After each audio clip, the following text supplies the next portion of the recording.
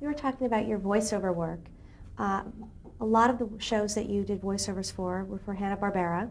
Hmm. What style of animation did that studio produce? Just the best style that was ever done, really. I can't explain what the style was, but it was good. Did you work with either of them? Sure, both of them. Can you talk a little bit about them, about William Hanna and Joseph Barbera? They were guys who were talented in the animation field and who forged a long, reliable reputation. Did they often come to the recording sessions? Yeah, they would have. Joe would direct them all. Let's talk about a few of the well-known shows that you did voiceover work for throughout your career. The first is Gerald McBoing Boing. Yeah, I don't remember that at all. But it was about that kid who was a good voice guy. Fair enough. What about the Flintstones? Flintstones was Hanna-Barbera. What sorts of voices did you do for that show? God, I don't remember. Wild voices, grandpa, uncle, son, daughter. Another is the Jetsons. Can you talk a little about your character, Jet Screamer? Yeah, Jet Screamer was the Jetsons' equivalent of a rock and roll star. And it was fun to do. Do you remember anything about that episode? Or about that character specifically? No, just he was very loud and raucous. How about Beetle Bailey? You did quite a few of those. Yeah. Can you talk a little about working with Alan Melvin on that? Dear friend.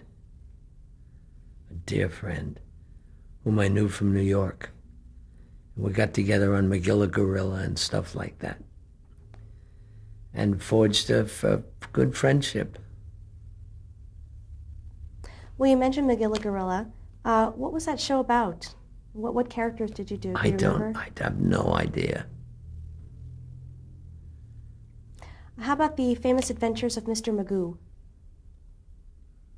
Have no idea. Did you work at all with Jim Backus on that? Yeah, What was he like to work with? I have no idea.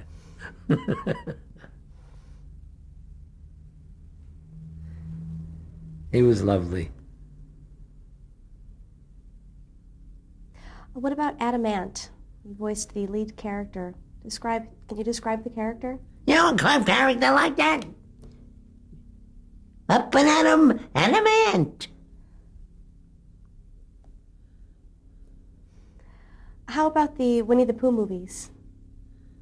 Oh, I Do you recall played doing those? a gopher. I invented a character who whistled a lot, and I don't think I can do it anymore. How did working for the Walt Disney Company differ from working for Hanna-Barbera? No difference.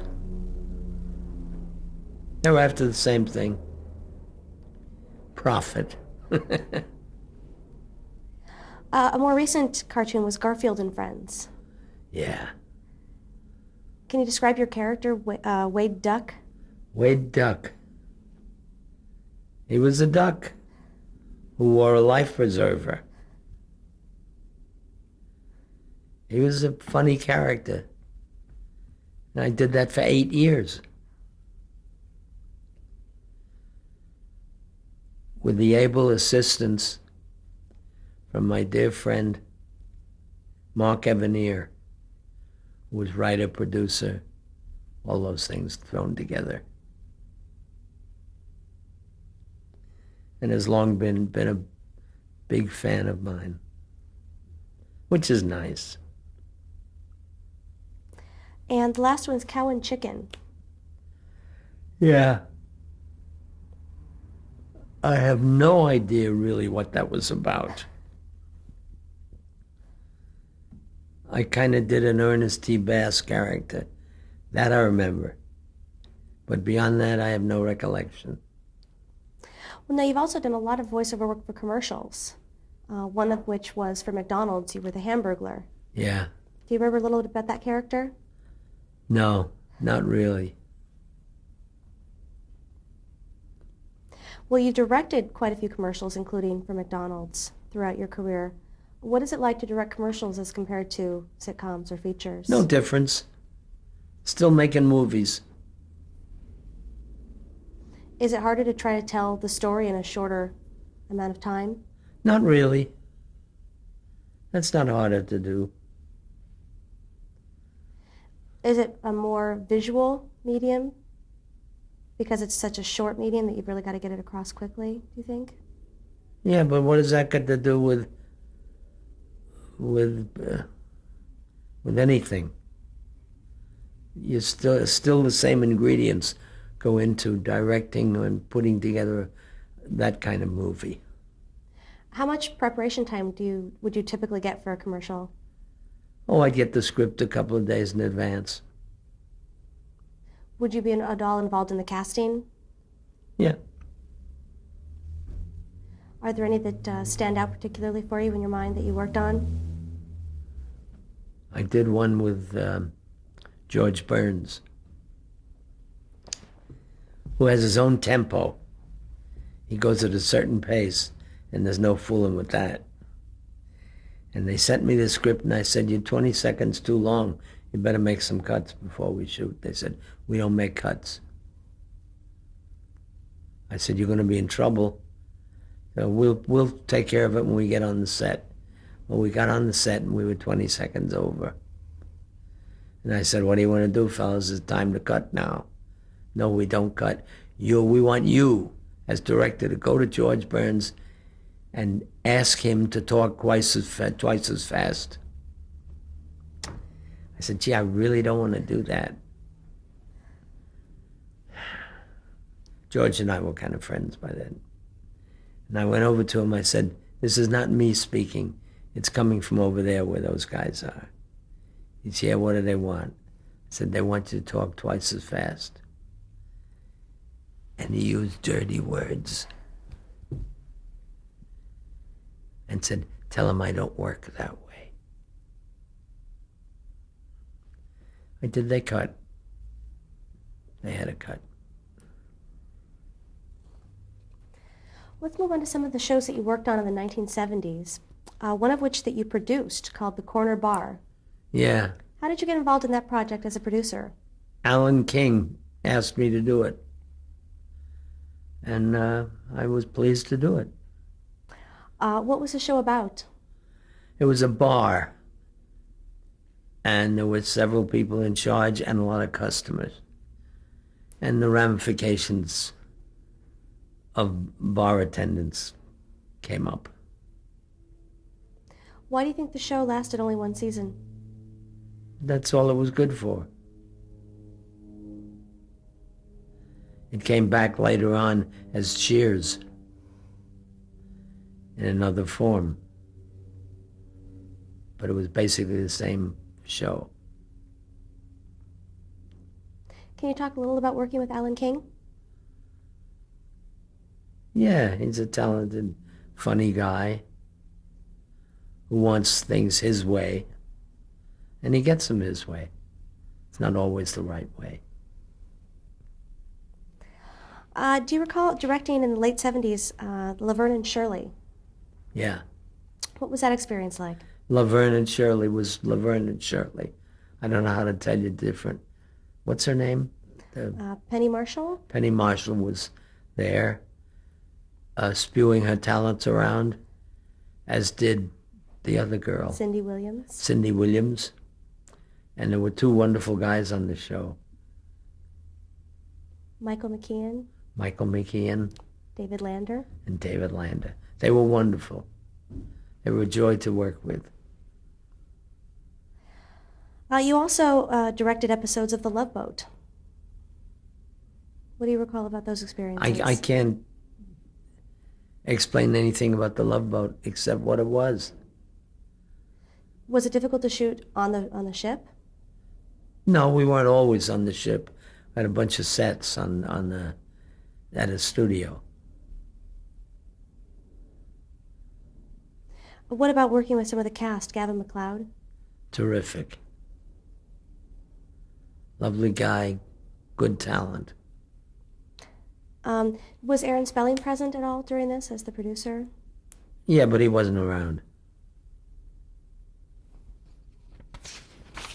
In 1980, you directed the TV special, the Beatrice Arthur special. Uh-huh. Can you talk a little bit about that special? Well, I had known Bea for many, many years.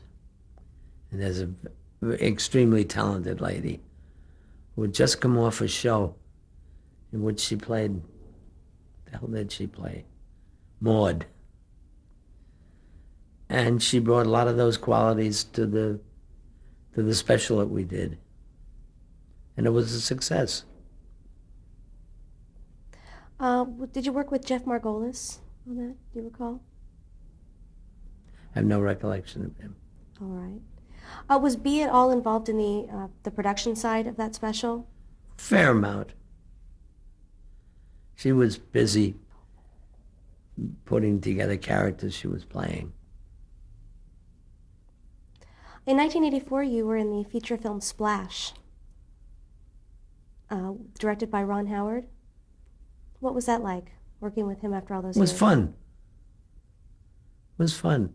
And he was a grown man. And an interesting thing happened. He had me in to read, which I did, and we embraced and were very much in love. And I said so long, and he said goodbye.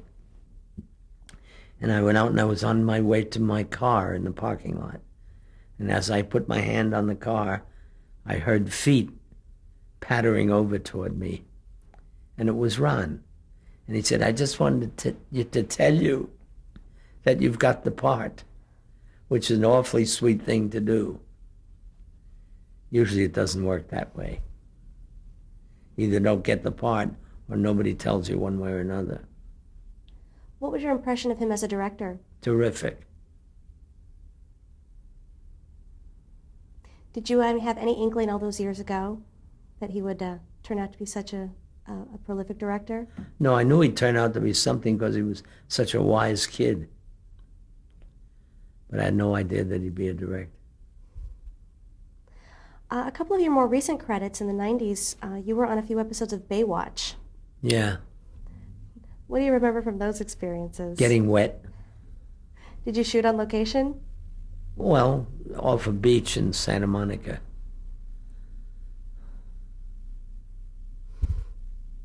On one of those episodes, it also co-starred Dick Martin. Yeah. What was he like to work with on that? Terrific. Good old pro. What was your impression of that series? Girls' busts. That was my main impression. And what they call ads, Abs. that's chest, lower part of the chest. To what do you attribute the longevity of your career? Luck.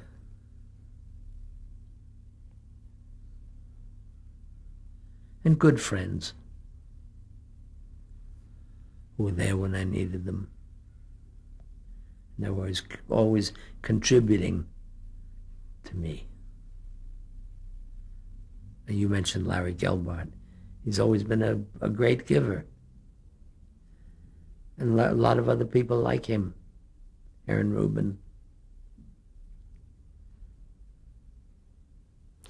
Well, I'm sure you won't believe this, but we have skipped over many of your credits. Are there any that we didn't talk about that you'd like to mention? I have no recollection. I don't know. I think we didn't talk about them because they aren't interesting. Are there any that are your favorites that you worked on? Or any what? Your favorites of all your many credits? Do you have any favorites? Well, the Andy Griffith Show, for one. And the Show of Shows, for one. And Caesar's Hour, for one. They all had to dig beneath the surface to find out various human truths. I found that along the way in various ways. What advice would you give to someone starting out as an actor today? Don't. Why? Because it's too hard. And the propensity for failure is greater than success. What about for somebody starting out as a director today? Would you have any advice for them? Yeah, don't do it. Same thing. Shun it like the plague. Do you have any regrets in your career? Oh, sure. I don't know what they are, but I've got a lot of them. Things that I could have done, which I could have done better. And things that I could have done, which I didn't get to do. Things like that. Some of the people that you've worked with that we didn't touch on earlier in the interview, I just wanted to go through a couple of them, and if you have any thoughts about them. And one of them I thought you might want to clear up was Sheldon Leonard, since you'd mistaken him with Leonard Stern, if you want to give your impressions of Yeah, working with Sheldon Leonard was a wonderful, wonderful man. What about Carol Burnett? Terrific lady. I worked with her in New York when she was just beginning. And we were on Pantomime Quiz together, going to Sardi's and eating dinner, breakfast, lunch for the week. Well, she's as funny as you can get. How would she compare with Lucy and Imogene? Favorably. Most favorably. Bill Dana. Yeah. What was he like to work with? Did I ever work with him? I found that a credit that you directed an episode of his show. Maybe. I have no burning recognition of it. He's a nice guy. Talented guy. And that character that he does is good. Danny Jose Thomas. Jimenez. Dan. Danny Thomas. All right. I didn't know him very well. What about Danny Kaye?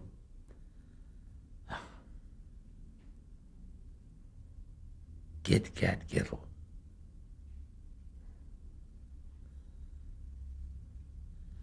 I can't really talk about him. Okay. Red Buttons. Terrific. Wonderful guy. I call him Gray Buttons. Why is that? Because his hair's no longer red, it's gray. Ray Walston. Wow. Boy, you've really gone back. Good, solid actor. But he passed away so long ago that I have no recent recollections of him. Jonathan Harris. Another one. Good talent. Good guy. And Donnie and Marie Osmond. Oh dear. I did a movie for them. And what were they like to work with? They were terrific to work with. They came to me before we started the movie and they said, Howard, we've been doing this television variety show. And now we're going to do a movie. What's the difference? I said, none. Do exactly what you do on the television variety show and do it in the movie and we'll be in good shape. And we were. We finished 2 or 3 days ahead of schedule because of their promptness.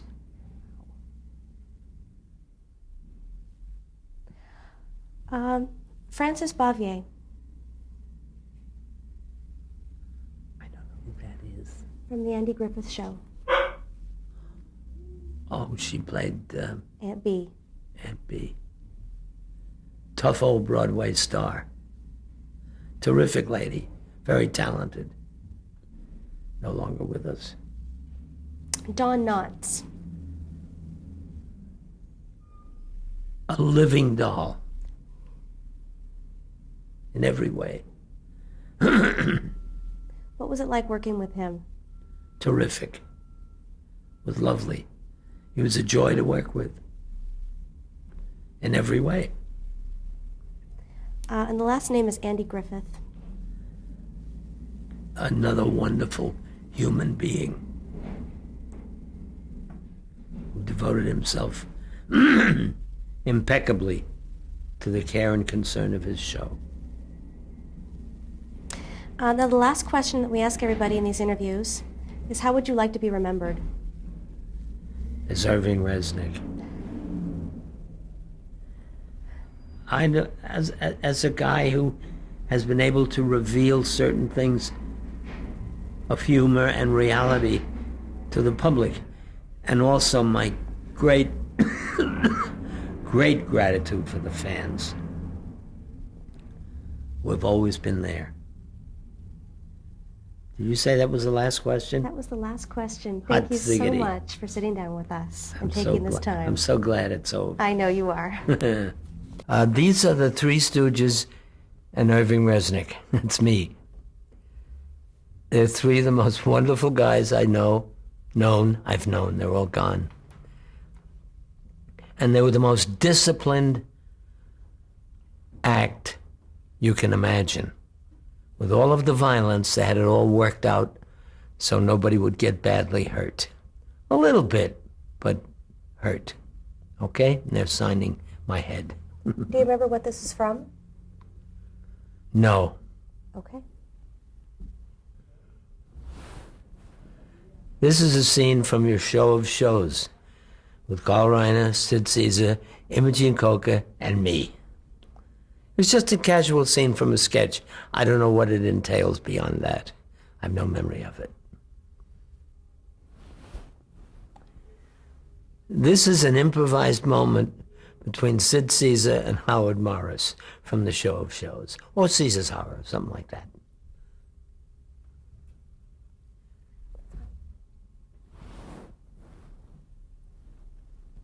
This is the entire cast and crew of your show of shows, including the writers and singers and dancers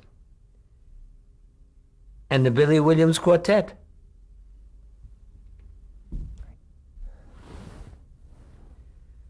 I don't know quite what this is. It's a TV Week a cover of Citizen News. And it's Sid and Carl and Imogene and me laughing. That's all I can say. This is a scene from your show of shows. It's a jump that I did on a trampoline. And they caught me in midair. Cute.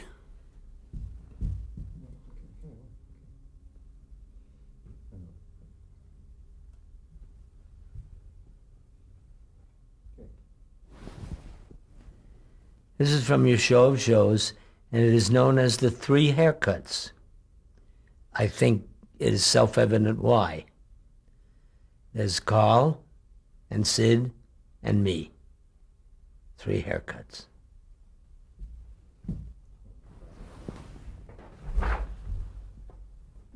This is a photograph of us receiving an award, an Emmy for each of us, for a special which we produced. This is from the Andy Griffith Show, and it's Ernest T. Bass getting ready to throw a brick and enjoying himself immensely.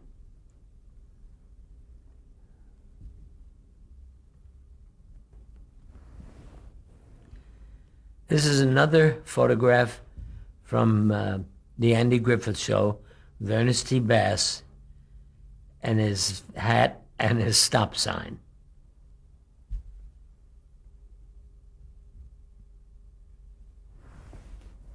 This is a casual shot from the Andy Griffith Show. It includes Andy, George Lindsay, Howard McNear, and me.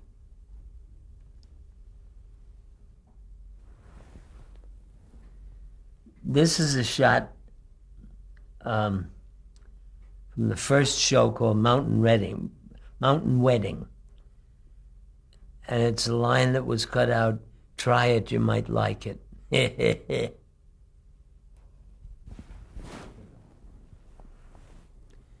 is a shot from the Andy Griffith Show,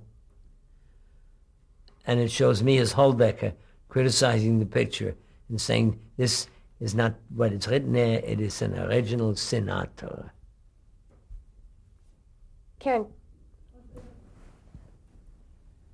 This is Dick Van Dyke and me as Holdecker, the German art critic. from the Andy Griffith Show, or from the Dick Van Dyke Show. The Dick Van Dyke Show. This is a shot from the movie Don't Drink the Water, with Jackie Gleason, Estelle Parsons, and the pointy finger.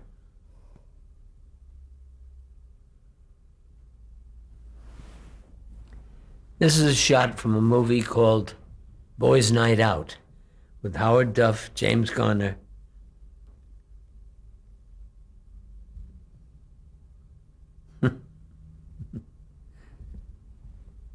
Tony Randall. This is a shot from a movie called Boys' Night Out with Howard Duff, James Garner, Tony Randall, and Howard Morris in a laughing mood.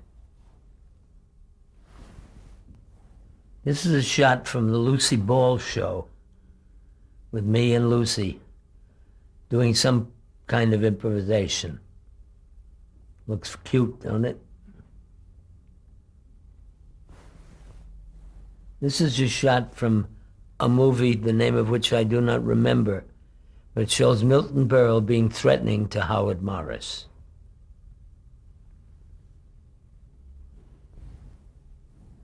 This is a shot taken backstage at a movie called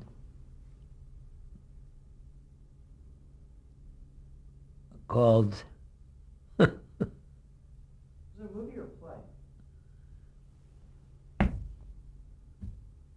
the movie.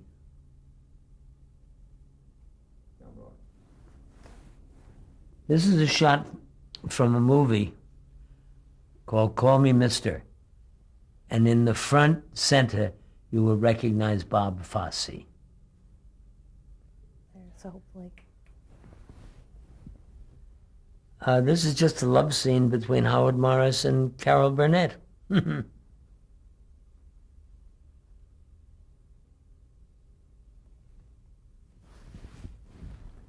is a scene from a commercial we're shooting with George Burns and Howard Morris. Even God needs direction sometimes. This is a shot from a commercial we were shooting starring Jonathan Winters as Ma Frickett.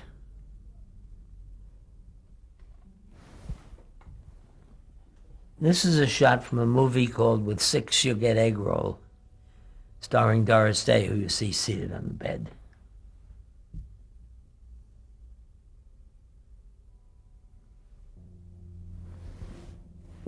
This is a shot from a movie called Who's Minding the Mint, starring Jamie Farr, and I'm there with him.